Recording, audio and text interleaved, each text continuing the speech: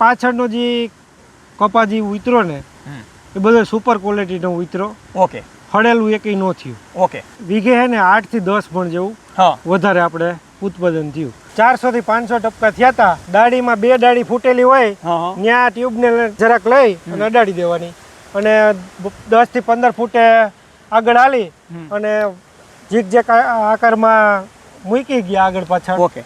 આ ટ્યુબ એવી આવે ગિરીશ જેવી કે લગાડી દીધી. ઓકે. અને કલાક 2 કલાક વરસાદ ન આવે ને એટલે આ ટ્યુબને ધોવાતી નથી. ઓકે. બીજાને વાપરવી તો વાપરે, બાકી આપણે તો વાપરવી જ છે. આપણને રિઝલ્ટ મળ્યું છે એટલે આપણે તો વાપરવાની થાય જ. નમસ્તે વાલા ખેડૂત મિત્રો, કપાસમાં જે ગુલાબી ઈયળ આવે છે એની આ ટ્યુબ છે. તો ટ્રાયલ થતાની સાથે એવા સિલેક્ટેડ જે ખેડૂત મિત્રો છે એને આ ટ્યુબ આપવામાં આવેલી હતી, જેથી કરીને ખબર પડે કે કેવું રિઝલ્ટ મળે છે અને કપાસમાં જે ગુલાબી ઈયળ આવે છે એનો કઈ રીતે એટેક આપણે રોકી શકીએ છીએ. તો એ ખેડૂત મિત્ર આપણી સાથે જોડાઈ ચૂકેલા છે, એનો આપણે અભિપ્રાય લઈએ અને જાણીએ કે એને જે આ ગુલાબી ઈયળ માટેની જે ટ્યુબ વાપરેલી છે, જે એકદમ નવો કોન્સેપ્ટ છે, તો એને કેવું રિઝલ્ટ મળેલું હતું એની આજે આપણે વાર્તા કરવાની છે. તો હું તમારી સાથે સાગર રાસડિયા, ખેડૂત પુત્ર, આપ સૌ ખેડૂત મિત્રોનું હાર્દિક સ્વાગત કરું છું. ખેડૂત છે તો જગત છે, એવા હેતુથી અવારનવાર અવનવી ખેતીવાડીની ટેકનોલોજી લાવતા રહીએ છીએ. તો તમે આ વિડીયાને છેલ્લે સુધી જોજો, જેથી કરીને જો તમે કપાસનું વાવેતર કરવાના હોય તો એમાં ગુલાબી ઈયળ આવે છે એના એટેકને કઈ રીતે રોકી શકો એની માહિતી તમને મળે. તો આ પ્લેટફોર્મને તમે સબસ્ક્રાઈબ કરજો અને ફેસબુકમાં જો તમે વિડીયો જોતા હોય તો એને પણ ફોલો અને લાઇક કરી લેજો. ચાલો આપણે ડાયરેક્ટ ખેડૂત મિત્ર સાથે વાતચીત કરીએ. તો આપણી સાથે જે ખેડૂત મિત્ર જોડાયેલા છે એનો પરિચય લઈએ. તમારું નામ જણાવો. મારું નામ દીપકભાઈ લાલજીભાઈ વોરા. હા. ગામ શિવરાજગઢ. ઓકે. તાલુકો ગોંડલ. ઓકે. અને જિલ્લો રાજકોટ. હવે દીપકભાઈ, તમે એ જણાવો કે તમારે જ્યારે કપાસમાં ગુલાબી ઈયળનો એટેક હતો ત્યારે તમને માહિતી કઈ રીતના મળી કે ભાઈ ગુલાબી ઈયળ માટે આ ટ્યુબ છે? અમે ત્યાં ગયા હતા જુનાગઢ, ત્યારે અમને આ ડેમોમાં 2 ટ્યુબો આપેલી હતી. પછી અમે એ લાવી અને કપાસમાં ટ્રાયલ કરેલી હતી. ઓકે. તો વાલા ખેડૂત મિત્રો, દીપકભાઈને આપણે એ પૂછીએ કે એને જ્યારે ટ્યુબ મળેલી હતી ત્યારે એને કેટલા વીઘામાં કપાસ વાવેલો હતો અને કઈ રીતના એનો ઉપયોગ કરેલો હતો. તો દીપકભાઈ, તમે જ્યારે ટ્યુબ લઈને આવ્યા ત્યારે તમે કેટલા વીઘાનો કપાસ વાવેલો હતો? કેટલા વીઘામાં? મેં 2.5 વીઘામાં કપાસ વાવેલો હતો. 2.5 વીઘામાં મગફળી વાવેલી હતી. ઓકે.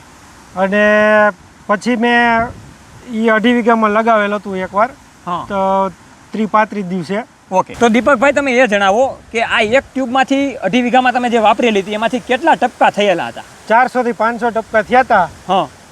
અને કઈ રીતના તમે ટ્યુબ વાપરેલી હતી? કઈ રીતના મૂકવાની હોય ડાળીમાં? ડાળીમાં 2 ડાળી ફૂટેલી હોય ત્યાં ટ્યુબને જરાક આપણે જે બ્રશ કરવાનું આવે ટ્યુબ, એને એ કેમ બ્રશ ઉપર આપણે જરાક લઈ એ રીતે જરાક લઈ અને અડાડી દેવાની અને 10 થી 15 ફૂટે આગળ હાલી અને ઝીકઝેક આકારમાં મૂકી ગયા આગળ પાછળ. ઓકે. અને આગળ આવી લાગ્યા. તો ખેડૂત મિત્રો, જે રીતે આપણે કોલગેટ આવે બ્રશ કરવાની અને એમાં જેટલી આપણે ટ્યુબ લઈએ છીએ એનાથી પણ ઓછું આમાં તમારે ટ્યુબ લેવાની હોય અને ટપકું કરવાનું હોય. એવું તમે આખા 2.5 વીઘામાં કરેલું હતું? 2.5 વીઘામાં કરેલું. પછી એમાં એક હાર કપાસની મૂકેલી હતી કે લાગટ કરેલું હતું તમે? આપણે લાગટ કરેલું હતું. એક હારમાં આમ 15 ફૂટ, પછી પાછા થોડા કાલી તો પાછું 15 ફૂટ, એવી રીતે. તો આ રીતના ખેડૂત મિત્રો દીપકભાઈએ ટ્યુબ વાપરેલી છે.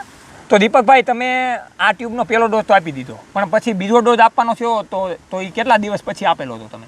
70 દિવસનો થયો ને ત્યારે આપેલો હતો. ઓકે.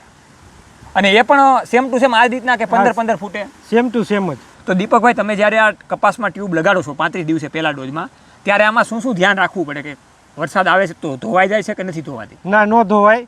આ ટ્યુબ એવી આવે ગિરીશ જેવી કે લગાડી દીધી. ઓકે. અને કલાક 2 કલાક વરસાદ ન આવે ને એટલે આ ટ્યુબને ધોવાતી નથી. ઓકે.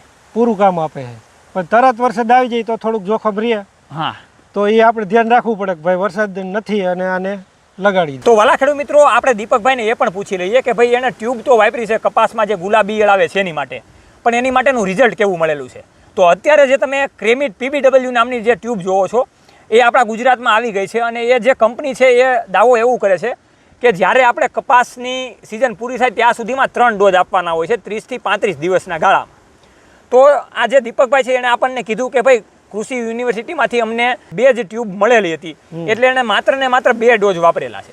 તો આપણે એ જાણીએ કે 2 ડોઝ થકી એને કેવું રિઝલ્ટ મળેલું છે. 1 વીઘામાં કેટલા મણનો ઉતારો તમારે વધારે આવ્યો? આપણે 2.5 વીઘામાં માનો ને વીઘે હે ને 8 થી 10 મણ જેવું વધારે આપણે ઉત્પાદન થયું.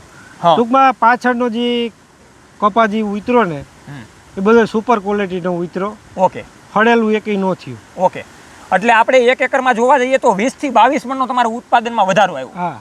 હવે માની લો કે જ્યારે તમે આ ટ્યુબ એ તમારે 5 વીઘાનું જે ખેતર છે એમાં તમે કીધું કે 2.5 વીઘાની મગફળી વાવું છું અને 2.5 વીઘાનો કપાસ વાવું છું, તો ગયા વર્ષે તમે એમાં માની લો કે કપાસ વાવેલો તો એમાં કેવું ઉત્પાદન તમને મળેલું? ઈયળના કારણે એ જે શરૂઆતની 1 વીણી હારી આવી, પછી તો બધો હળેલો જ નીકળ્યો. ઓકે. એટલે ટૂંકમાં વધારે નુકસાન તમારે એ થયું. હા.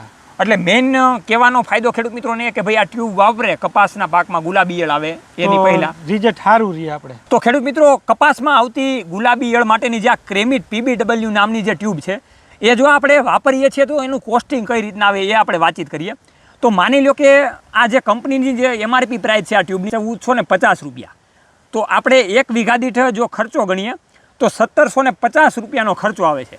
અને જે રીતે દીપકભાઈ આપણને કીધું એ રીતના 1 વીઘામાં 8 થી 10 મણ જેટલું ઉત્પાદન વધારે મળે છે. એટલા માટે આપણે જો જોવા જઈએ તો 1750 રૂપિયામાં 3 ડોઝ આવી જાય છે 1 વીઘામાં. એટલે આપણે 1 એકરમાં ગણીએ તો આસાનીથી 4300-4400 રૂપિયા જેવું થાય છે. તો એની સામે આપણે 1 એકરમાં કપાસની જો આપણે ઉત્પાદનની વાતચીત કરીએ તો આસાનીથી 22 મણ 20 થી 22 મણ જેટલું આપણને ઉત્પાદન મળે છે.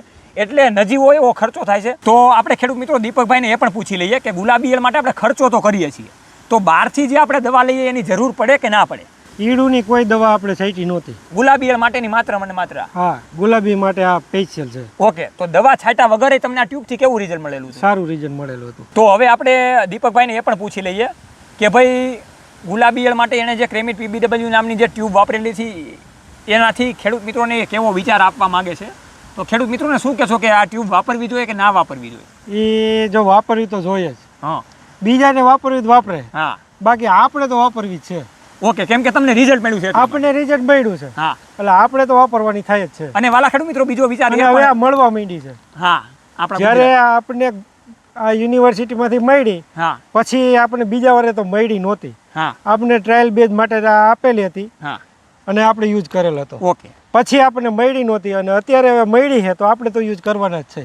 ઓકે. બીજા કરે કે ન કરે? બીજા કરે કે ન કરે. તો ખેડૂત મિત્રો એ પણ સાચી વાત છે દીપકભાઈની, કેમ કે દિવસે ને દિવસે જોઈએ તો ગુલાબી ઈયળનો એટેક વધતો જાય છે અને એના કારણે આપણે જોઈએ તો આ વર્ષે પણ કપાસના વાવેતરમાં પણ ઘટાડો થયો છે. એટલા માટે આ નવી ટેકનોલોજીને આપણે અપનાવીએ અને કપાસમાં ફરી પાછા અગ્રેસર આપણે ઉત્પાદન લઈએ, સારું એવું ઉત્પાદનથી સારા એવા ભાવતાલ પણ આપણે મેળવીએ.